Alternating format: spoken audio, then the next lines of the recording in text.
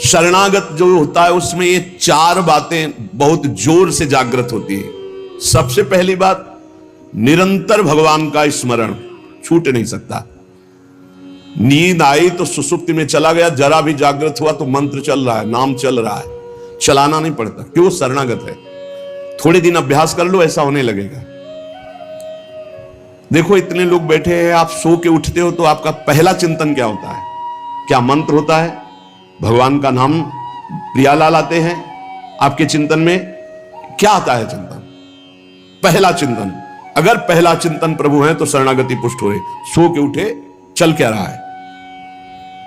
अगर प्रभु नहीं तो अभी शरणागति नहीं। पहला लक्षण। हमें लगता है कि आप लोग अनमोकीय होंगे, आप लोग शरणागत हैं कि आप जब सो के उठे तो आपका मंत्र चल रहा है, नाम चल रहा है, चतुरासी जी का कोई पद चल रहा है, या फिर ये चिंतन चल रहा है, राधा राधा राधा, चलो जल्दी स्नान करके फिर सत्संग में चलना है। फिर ये भागवतिक चिंतन, हमें लगता है कि ये दूसरी कोटि का चिंतन होगा, चलो स्नान करते हैं फिर। ऐसा पहला चिंतन होगा श्री जी का। ऐसा होता है? आप लोग देखिए, ऐसा होता है कि आप सो के उठे, आपका चिंतन श्री जी का चालू है? पक्का?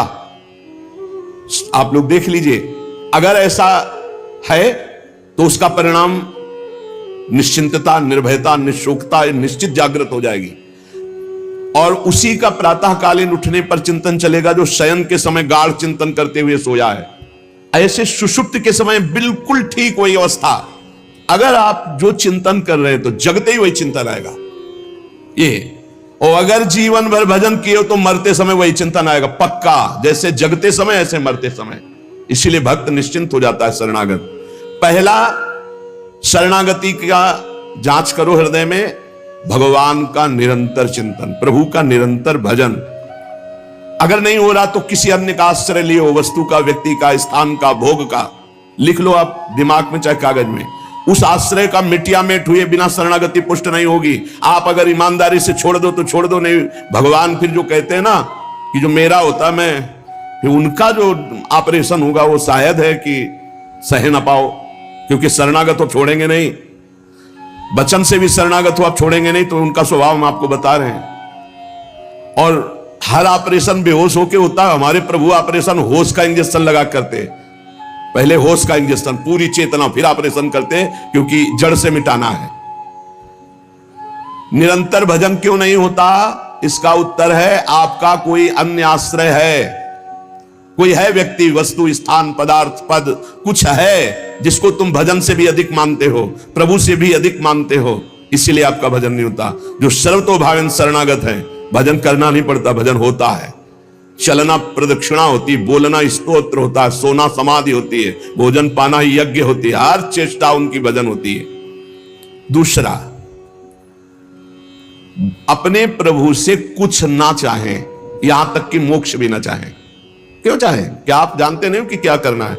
सर्वज्ञ हो, जब जो चाहे करो, हम राजी हैं। पहला, निरंतर भगवान का भजन। दूसरा, अपने प्रभु से कोई भी मांग ना रखना, शर्त ना रखना। जो शर्त होता है वो प्रेम नहीं होता, प्रेम में कोई शर्त नहीं होती, सौदेबाजी नहीं होती। प्रेम में सौदेबाजी नहीं होती, सौदेबाजी प्रेम नहीं होता, पक्की बात सुन। तीसरा, प्रभु के हर विधान में आनंदित होना। प्रभु के हर विधान में आनंदित कौन होता है? शरणागत।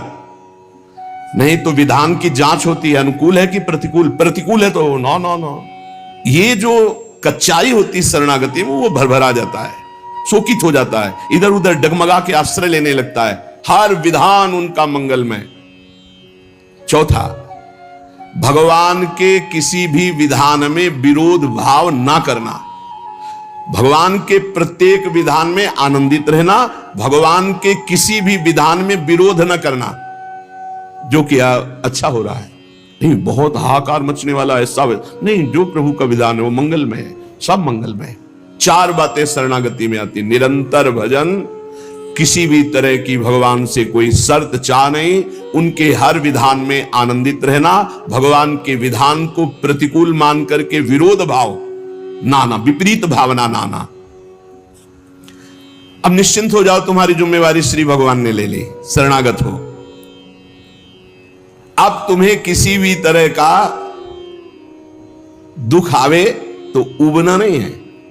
वो सुख है, दुख रूप लेके आ रहा है। जैसे माया दुख भेजती सुख रूप में, पार्सल में ऊपर लिखा होता है सुख, और जब खोलो अंदर तो होता है दुख। जिसे तुम सुख समझते हो ये सुख नहीं, सुख की छाया है, समझ पड़ती नहीं है, गिरधर की माया है। भारी दुख है। दुखालयम शाश्वतम में जो भी पोस्ट आता है आपके पास वो दुखद ही है। माया भेजती है सामने वस्तु व्यक्ति स्थान, उसके परिणाम में अशांति, दुख और आपके भजन की हानि पक्का। ये देख लीजिए, जन्म भर भगवान के साथ अर्जुन जी रहे हर समय, लेकिन गीता का उपदेश प्रारंभ हुआ शिष्यस्ते हम साधिमाम त्वाम प्रपन्नम। प्रपन्न से ही ज्ञान की उत्पत्ति होती है। जो भगवान की शरणागति, उसी से शुद्ध ज्ञान होता है। तब तक भगवान अंदर बैठे हैं, ज्ञान प्रकाशित नहीं करेंगे। जैसे अर्जुन जी के साथ रहते हुए गीता को उपदेश कब दिया? जब अर्जुन जी ने कहा शिष्यस्ते हम साधिमाम त्वाम प्रपन्नम, मैं आपका शिष्य हूं, आपका शरणागत हूं, आप मुझे ज्ञान। भगवान गीता जी, ज्ञान का फल क्या हुआ? बोले नष्टो मोह स्मृतिर्लब्धा तत्प्रसादान मयाच्युता। मोह का नाश हो गया, स्मृति जागृत हो गई आपके कृपा प्रसाद से, हे गोविंद, हे अच्युत। तो इसी प्रकार हमारे अंदर भी सब ज्ञान जागृत हो जाएगा, पहले हम भगवान की शरणागत हो। त्वाम प्रपन्नम, भगवान का सर्व समर्पण भाव ही सब दिव्यताएं जागृत करता है। भगवान के प्रति जितना समर्पित होते जाओगे उतने दिव्य ज्ञान होता चला जाएगा, और जो चीजें आपकी दुर्गति कराने वाली हैं वो सब भस्म होती चली जाएंगी। जब कुछ नष्ट होने लगे तो क्षोभ मत करना, वो नष्ट जरूरी था होना। ये बात दिमाग में बैठा लो। कुछ पकड़े मत रहना, क्योंकि भगवान को जो लगेगा वो हटा देंगे, वो नष्ट कर देंगे। जो वस्तु भगवान नष्ट करे तो जान लो परम मंगल विधान, ये वस्तु हमें भगवत प्राप्ति में बाधा पहुंचा देती, इसलिए भगवान ने उसे नष्ट कर दिया। भगवान को समर्पित वस्तु के नष्ट होने में तुम्हें क्यों जलन हुई? क्योंकि तुमने तो भगवान को अपना सर्वस्व मानकर समर्पित कर दिया। अब तुम्हारे पास अपना कहलाने के लिए सिर्फ भगवान है, और भगवान की सब वस्तु जब जो चाहे हटा ले, जब जो चाहे रख ले। जरा इस पर विचार करो। आप राजी हो शरणागत? आपके पास अपना कहने वाला शब्द केवल भगवान के लिए है, और जो भी कुछ आपके पास है वो सब भगवान का है। वो चाहे अभी बुला ले, चाहे वर्षों रखे, चाहे अभी नष्ट कर ले, चाहे और बढ़ा दे। क्या राजी हो इस बात में शरणागति पर? अंदर से देख लो, तुमने तो दे दिया भगवान को, और तुम्हारा था कब, और वो था कौन, तुम्हें पता है? नहीं पता। इसी अज्ञान का नाश करने के लिए पहले ये बात स्वीकार करो, अपना कहने के लिए हमारे पास अब एक बात रह गई है, प्रभु। हमारे पास जो कुछ है, शरीर, मन, प्राण, आत्मा, परिवार, धन, संपत्ति, सब प्रभु को दे दिया। सोहम तविवासिता। अब जब प्रभु को दे दिया तो जब मन आवे तब ले ले। जैसे हम अपने घर की कोई वस्तु किसी को दे दिया, वो कह रहा है रखे रहो, हम ले लेंगे। अब जब कभी वो ले ले तो ईमानदारी से हमको दुख नहीं होना चाहिए, क्योंकि हमने उसको दे दिया। अब आप देख लीजिए, तुम जो भी करते हो वो मेरे को समर्पित कर दो। एक एक बात समझ लो। यहां यत करो से कहा है, ये करो ऐसा नहीं कहा। तुमसे जो भी हो रहा है तुम भगवान को समर्पित करो। पहला काम ये, हम शरण में जा रहे हैं, सर्वधर्मान परित्यज्य। हम भगवान की शरण की तरफ यात्रा कर रहे हैं। यत करो से, ये तो सर्वाणि कर्माणि मयि सन्न्यस्य मत्पराः, मेरे परायण होकर सारे कर्म मेरे को समर्पित कर। क्या जाता है? तुम जो कर रहे हो, ऑफिस जा रहे हो, नौकरी कर रहे हो, किसानी कर रहे हो, व्यापार कर रहे हो, 8-10 घंटे जो कर रहे हो उसमें बीच बीच में भगवत स्मरण करो, और पूरे 8 घंटे भगवान को समर्पित कर दो। कितना बढ़िया साधना बन रही। और जब भगवान को समर्पित करने की बात रहेगी तो स्मृति रहेगी भगवान की। यत करोषि, तुम सारे के सारे कार्य मेरे को समर्पित कर दो। यत माने जो कर रहे हो। तो क्या उसमें पापाचरण भी होता है क्या? तो क्या भगवान के लक्ष्य रखने वाले उपासक में पाप वासना वाली बातें रहती है क्या? इसका मतलब सत्संग सुना नहीं, इसका मतलब सतमार्ग में भी तुम्हारा प्रवेश नहीं हुआ। नहीं तो ये प्रश्न ही नहीं उठता कि भगवत मार्ग में चलने वाले का कदम कुमार्ग में चला जाएगा। भूल न दे ही कुमार्ग पाऊं।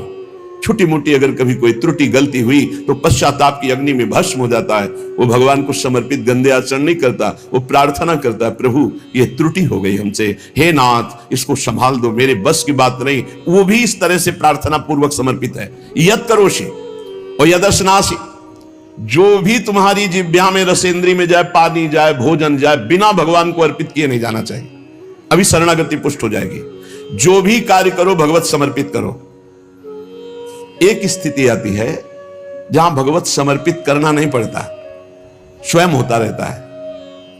वो होता है तन, मन, वाणी और अहम, इनका समर्पण जिनका हो चुका है पूर्ण रूप से। अब उनका नहीं होता कृष्णार्पणमस्तु, ये तो प्रारंभिक, पर ये जब तक स्थिति नहीं है तब तक प्रारंभिक दशा में ही हो। हर समय भगवदाकार स्थिति, कौन किसको समर्पण करे, ये स्थिति जब तक नहीं तब तक सिद्ध बनने की कोशिश न करे।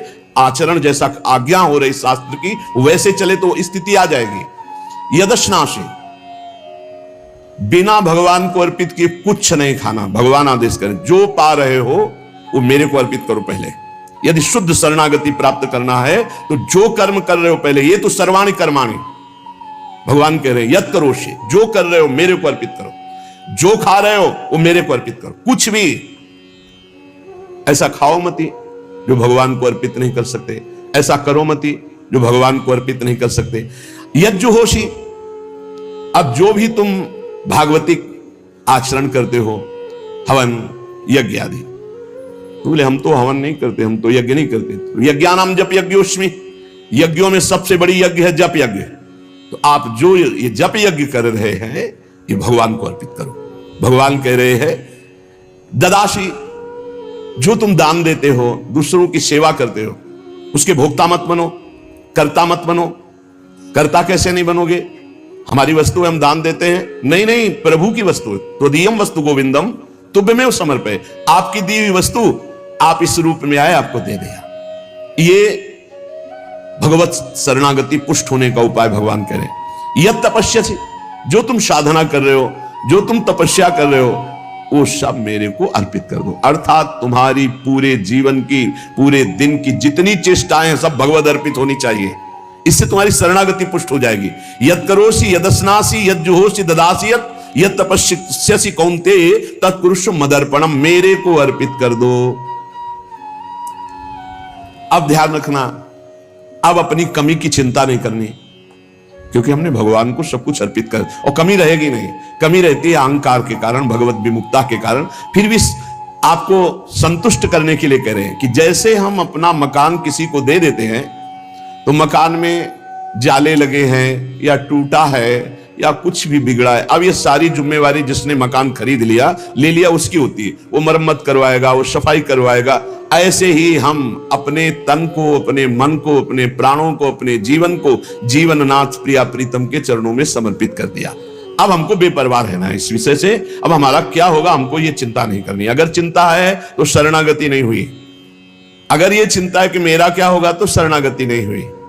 सोचो, संसार में कोई तुम्हें प्यार नहीं करता, मान लो बात। जो प्रिया जो प्यार करके अपने महल में रखे, सुविधाओं के द्वारा तुम्हारा भरण पोषण कर रहे, तुम उनके प्रति रोना नहीं आता? उनके प्रति तुम्हें ये गुस्सा आता है कि ये प्रतिकूलता क्यों दे दी, हमारी ये अनुकूलता की बात थी, अनुकूलता क्यों नहीं दी? अरे जिनसे तुम अनुकूलता की आशा करते थे वो तो तुम्हें देखना नहीं चाहते, अंतर की बात तुम्हें बता रहे। और जिनको तुम कभी माने नहीं, जिनके लिए कभी कुछ किया नहीं, वो तुम्हें अहेतुकी प्यार से लबालब डुबो रहे, फिर भी तुम्हारे अंदर गुस्सा आता है प्रभु के प्रति। तुम हो कौन? अरे तुम भगवद अंश हो, भगवान के द्वारा शरीर दिया गया, भगवान के द्वारा सारी व्यवस्था दी गई, तुम्हारा अस्तित्व ही श्री भगवान है। समर्पित हो जाओ तो फिर चिंता भी खत्म हो जाएगी, सब कुछ उनकी कृपा से हो जाएगा। तुम चिंता मत करो, चिंतन करो। भगवान हमें मोक्ष दे दे, भगवान हमें स्वर्ग दे दे, भगवान हमें अनुकूलता दे दे, भगवान हमें अमुक वस्तु दे दे, ऐसा सोचने वाला समर्पण नहीं हुआ, अभी शरणागत नहीं हुआ। सर्व समर्पण में ये सोच ही नहीं रह जाती। जब तक अहंकार है तब तक समर्पण का नाटक है, समर्पण नहीं। अहंकार है वहां सर्व समर्पण नहीं है। इसीलिए ये सब प्रश्न और सब चिंताएं, शोक, इनकी गुंजाइश नहीं। शरणागत के पास कोई भी किसी भी तरह की चिंता और संशय वृत्ति नहीं रहती। सर्व समर्पण हो जाने पर अब जिम्मेवारी भगवान की है, हमारी नहीं। हमारा केवल कर्तव्य भगवान का आदेश पालन करना। वो आदेश करें अनन्यस चिंतयन्तो माम, केवल मेरा अनन्य चिंतन करो, माम अनन्यस चिंतन।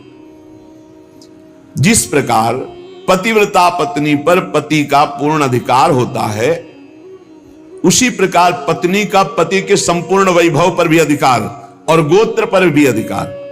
वही नाम, वही गोत्र, वही संपत्ति। जिसके जीवन में भगवान के प्रति समर्पण आ गया तो उसकी ठसक हो जाती। तुम किस गोत्र के हो? बोले अच्युत गोत्र, श्री हरिवंश सुगोत कुल।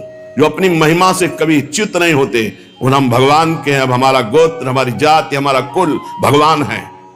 और यही सिद्धांत परम सत्य है।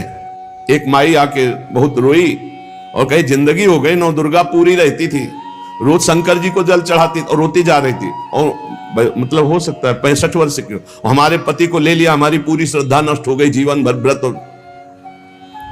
शरणागति को समझो भाई, बहुत आनंद आ जाएगा आपके पास। अगर आप भगवत मार्ग में चल रहे हैं, शरणागत हैं, तो आपके पास अपना कहने के लिए अब कुछ नहीं बचा, वो केवल श्री भगवान है। मेरे तो गिरधर गोपाल दूसरों न कोई। अब दूसरी जो कुछ भी है वस्तु, व्यक्ति, स्थान, वो गोविंद का है। जब चाहे गोविंद ले ले, जब चाहे बढ़ा दे, जब चाहे घटा दे, जब चाहे नष्ट कर दे। तुम्हें दुख नहीं होना चाहिए। अगर दुख होता है तो अभी शरणागत नहीं हो। कितनी ऊंची स्थिति शरणागत की है। अब जो जीवन में प्रभु का शरणागत है, उसका पहला लक्षण कि निरंतर स्मरण करता है, तो अंत काल में भगवान का स्मरण होगा। अभी आपको बताया, जो रात्रि में सोते समय स्मरण करता है, उसका परिणाम जागते समय वही स्मरण। जो जीवन भर स्मरण करता है, तो अंतिम समय भगवत स्मरण होता है। और भगवान का वचन है, अंत काले च मामेव स्मरन मुक्त्वा कलेवरम यह प्रयात समद्भावम याति नास्त्यत्र संशयः। जो जीवन भर भजन करता है, उसका अंतिम समय भजन भगवान करवाते हैं, क्योंकि बड़ी दुखद स्थिति होती है। उस समय जब भगवत स्मरण करते हुए शरीर त्यागता है, तो वो सीधे भगवान को प्राप्त हो जाता है। आपको कल चर्चा के प्रारंभ में बताया था, गीता वाटिका में अग्निकांड हुआ था। बड़ा भयावना था, इतना भयावना था कि सब अर्धरात्रि में सो रहे हैं और 20 फूस की झोपड़ी बनी हुई थी। अखंड नाम कीर्तन 24 घंटे वाला, सालों। लगभग सब साधक मौनी थे, जो उन कुटियाओं में सो रहे थे, 2-2, 4-4। अल्पाहार, मौन, कोई बिल्कुल फलाहार, सब दिव्य साधना में लगे। और जब आग लगी थी, वस्त्र, ठाकुर जी, पाठ के ग्रंथ, चित्रपट सब जल गए थे, क्योंकि सब उपासक ही थे। जब भाई जी हाहाकार सुनाई दिया तो भी निकले। तो उनका जो भोग के लिए घी है वो लाओ, बूरा है वो लाओ, और जो जाज्वल्यमान अग्नि डलवा, भगवान पधारे। चित्रपट, सिंहासन में विराजमान विग्रह है, क्योंकि छोटे छोटे विग्रह साधकों के पास, ग्रंथ पाठ के सब आ। फिर भाई जी ने मेरे भगवान इस रूप में आए। फिर साधकों को समझाया कि आपके अंदर बैठे हुए भगवान को अग्नि नहीं जला सकते, बाहर की लीला में खंडन मंडन होगा। आपने जो अंदर नाम चला रखा है, इस उपासना को कोई छू नहीं सकता। बाहर की उपासना में विघ्न पड़ेगा। बाहर की लीला एक अलग है, इसीलिए उपासक अंतर्मुखता पर प्रधानता रहे। अंतर्मुखता पर प्रधानता नहीं रहेगी, बोले हमारे भगवान गिर गए, कोई बहुत अनिष्ट होने वाला है, आग लग गई, कोई बहुत अनिष्ट। अरे अनिष्ट कैसे हो सकता है? मंगल भवन की शरण में अनिष्ट हो सकता है? बोले कोई विनाश लीला होगी, क्यों नहीं होगी? सृष्टि रचना लीला होती, पालन लीला होती, तो विनाश लीला होना कौन सा भयावह है भाई? 3 लीलाएं हैं, तो भयावह क्या है इसमें? विनाश होगा तो क्या विनाश होगा? अविनाशी का विनाश नहीं हो सकता, विनाशी को बचना नहीं है, तो आज है नहीं तो कल, विनाश तो होना ही है, क्या परेशानी है? जब सब में भगवान को देखने की भावना ऐसी जागृत हो जाए कि भयावह स्थिति में भी आपको भगवान दिखाई दे, तो जानो बहुत जन्मों की साधना सिद्ध हो गई। भाई जी ने बूरा और घी डलवाया, इसमें लिखा है बूरा और घी डलवाया, भगवान आए, भगवान आए। बहुनाम जन्मनाम अंते ज्ञानवान माम प्रपद्यते वासुदेवा सर्वमिति सा महात्मा स्वदुर्लभा। भगवान कहते हैं बहुत जन्मों की साधना जिनकी हो गई है और जिनका अंतिम जन्म है, उनको इस तत्व का बोध होता है कि सब में भगवान वासुदेव है, ये बोध होता है। ऐसा महात्मा बड़ा दुर्लभ है जो सब में भगवान को देखता है।